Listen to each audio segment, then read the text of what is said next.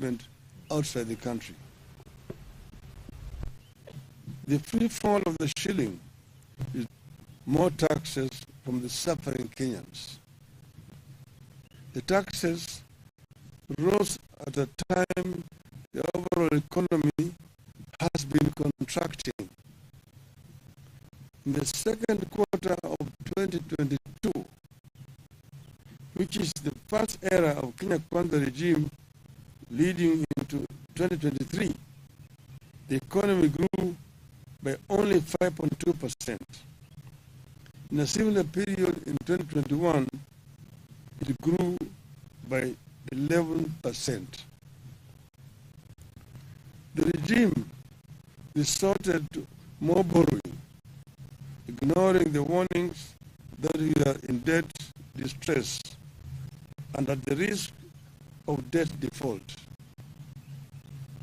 Without blinking an eye, the regime went against its promises to reduce borrowing and did the complete opposite. Kenyans responded to this turn of events by trying to steady their businesses, especially the small enterprises.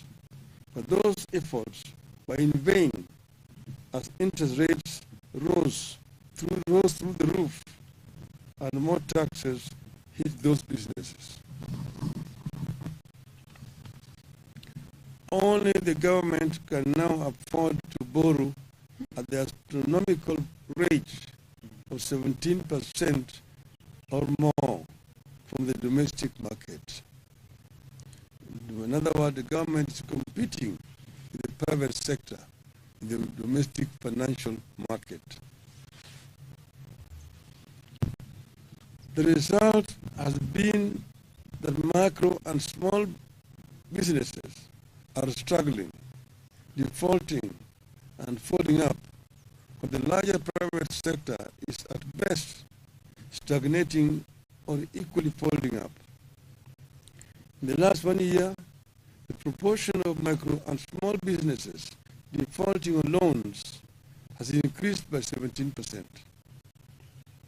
Today, 6 out of 10 micro and small businesses are either paying late, paying only a part of their installments, or are unable to pay.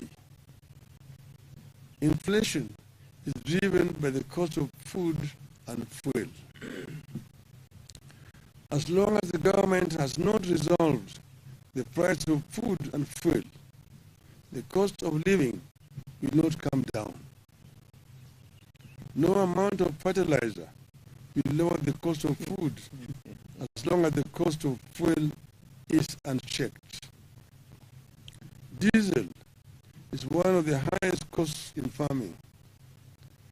Even if you give the citizen a bag of fertilizer, but make it impossible for her or him to plow an acre of land, you have not solved the problem. The shilling taking the grains like maize, wheat, and rice that we import, those commodities have increased by 25%. As the economy has suffered, another grand betrayal of dreams has unfolded silently in the education sector. As a party, we believe that we cannot neglect education no matter the magnitude of the economic challenges that we are grappling with. We believe that if we are not to spend just if we are to spend just on one thing, it should be education. In 1 year, Kenya Kwanza has thrown the education sector into a deep financial crisis. In public, Kenya Kwanza administration continues to talk about free education. The reality in our schools and homes across Kenya is that education is no longer free, either in primary or secondary schools. Inadequate funding is going into a full-blown crisis in primary and secondary schools, forcing head teachers to beg from well-wishers to help finance schools, straining parents further, and threatening the high enrollment reached in recent years as many students are sent home for school fees. Although academic year is coming to an end, the funds that have been released to schools are way below what was required. In some of the schools, the government has disbursed as low as 15,000 shillings for a student population of 400. Some schools received as low as Kenya shillings 3,000. We are, however, very concerned that under the Kenya Kwanza, education and the country are getting compromised by mismanagement, lack of clarity, lack of interest, and weak leadership in the sector. Verbally, education field officers have been instructed to work with schools, PTAs, and BOMs and approve measures to help schools raise funds for their operations. For schools, this only means raising school fees. As a result of weak leadership, examination integrity is back as an issue in our education. Implementation of the CBC curriculum is in chaos. Mismanagement persists as key institutions like the TSC, the KNEC, and the ministry itself. Inequality between public and private schools is rising. The quality and capacity of day schools is deteriorating. But more worrying is that parents are being forced to pay for this chaotic and poor quality education. In the first 1 year under Kenya Kwanza, the cost of education has gone up by 225%, but the quality is not guaranteed. Fellow Kenyans, this has been a disastrous 1 year under Kenya Kwanza, and we have no good new or encouraging words. There are strong indications that the things will get worse or remain the same. We however refuse to ask you to tighten your belts. You have done enough. The ball is squarely in the court of the regime. They either act or await the fate that has fallen other insensitive and incompetent regimes across the continent. Yeah. End of statement. It's clear.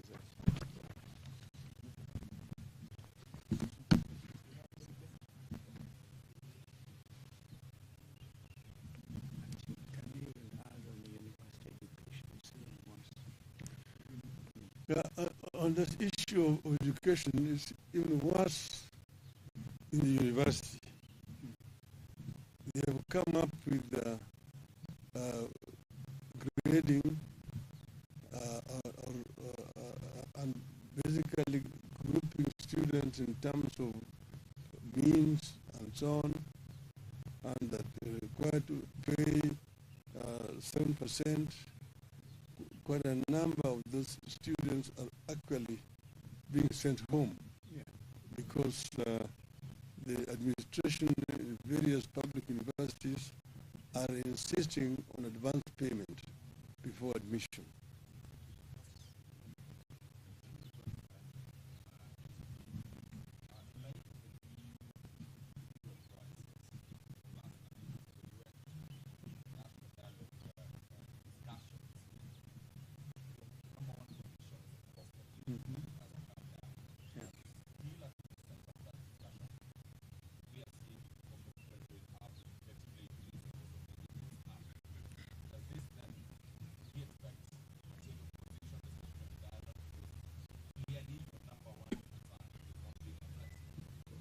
You know, of course, that is very true.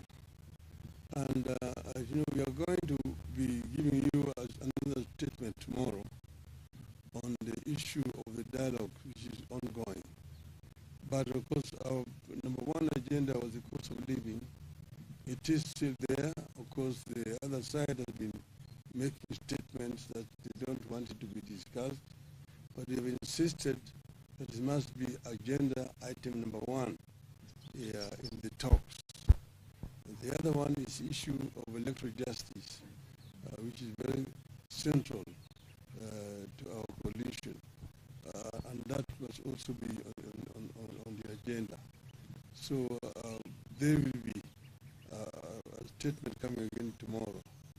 And I also want you to know that we will tomorrow be also giving our own assessment of the overall performance of Kenya Kwanza government this 1 year, our scorecard. That will be coming up tomorrow. Let's wait for tomorrow. There will be another statement. Okay. Yes, ma'am. The government says the reason for the increase in fuel is global, global surge in oil prices. But a few months ago, the Kenya Kwanza government signed a deal with Gulf countries for oil importation. And they said this deal would reduce the demand on the dollar, which means then the shilling would come down and also reduce the price of fuel as well. What does the opposition make of this promise that was made by Kenya Kwanza? I mean, and as far as you're concerned, that is really the cause of the problem you're having. When they interfered with the OTS, and I'm talking to you as somebody who has been a minister for energy in my other early incarnations. so that is the cause of the mess that we're having. They say that we are going to do a G2G, and that they're going to pay in Kenya shillings. You ask yourself, what are the Arabs in the Middle East going to do with Kenya shillings? It's falling down. So the time, as we say, the chicken are coming back home to roost. Yeah. Here. So that's put us where we are here. And it is unfortunate that it's the Kenyans who are innocent Kenyans who are basically now suffering when those who are responsible are globetrotting, looking at coffee in Colombia.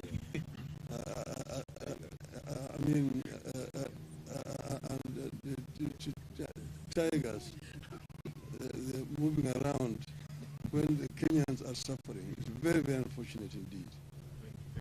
Thank you very much. See you tomorrow.